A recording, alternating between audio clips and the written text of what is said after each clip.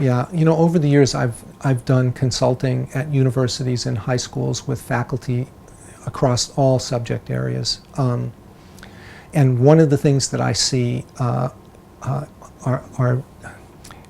is that assignments are often created in a way that's backwards. Instructors emphasize things that bother them, like the lack of page numbers, for example, or the formatting. And I've often seen very good college writing assignments in writing classes and other disciplines in which the first thing on the assignment guideline sheet is make sure you number your pages. That communicates all kinds of problematic messages to students, the first of which is that these minor issues of form are most important. So in all of my assignment prompts, I start with the rhetorical situation. Here's the purpose of this assignment. Here's the purpose of you engaging in this writing task. Here's the audience. If you determine the audience, I make that clear. If the audience is predetermined because we have a certain task in the class, then I make that clear. You know, there's also this less is more thing. You can write pages and pages and the students probably won't read it, but you probably need the detail on paper so that they can reference it. So what I've learned to do over time is to create fairly detailed writing guidelines that I hand out to the students, usually by posting it to the Blackboard site. But I highlight the most important parts. They might be 2 pages single-spaced for an assignment that we'll work on for 3 or 4 weeks.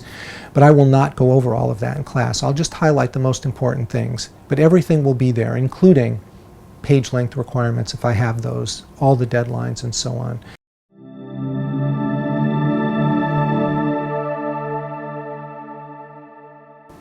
Yeah, that's more of a process than anything else. I mean, in some ways, every assignment has specific kinds of goals, but at the same time, all assignments are intended to work towards what I think of as global goals. So, for example, if you're having students engage in some sort of research-based argumentation, you know, there are a series of sort of local goals that you would want to emphasize, such as, you know, how to make a claim, how to use persuasive appeals, the kinds of things we associate with effective argumentation.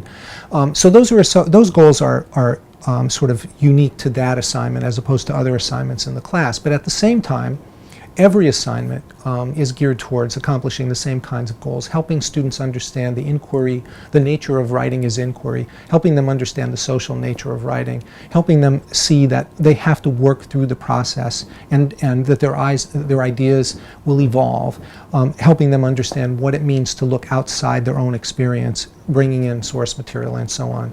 So those larger goals are things that I reinforce constantly in class, sometimes verbally, often by activities. The specific goals of the assignment I usually articulate very carefully on the first day of the assignment. They're in the guidelines that I give them, and then I'll remind them. So for example, in my class this semester, we moved from an assignment that most people would think of as an analysis, as an analytical assignment, to an assignment that most people would think of as argumentation. But the assignments were cast to the students, the first one as answering a question that was relevant to them. And then the second assignment was taking a position on that question now that you have learned something about it by doing your analysis.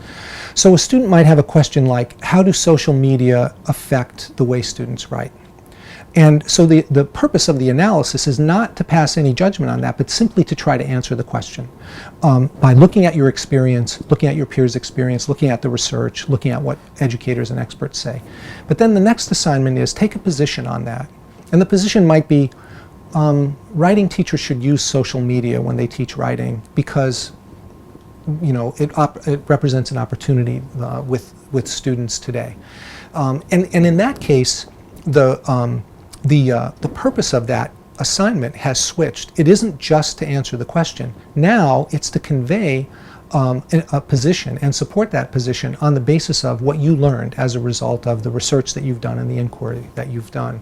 So it's really important for students to be able to see how the rhetorical situation, that purpose is embedded in that. And I try to communicate that as I work through the assignments very explicitly and remind them over and over. So if we're working on that argument over the course of 3 or 4 weeks, almost every class I will make reference to that rhetorical situation. I will ask students, what is your position? Why is this relevant to readers? What are the reasons that you have to support the position that you've taken? To remind them of those goals.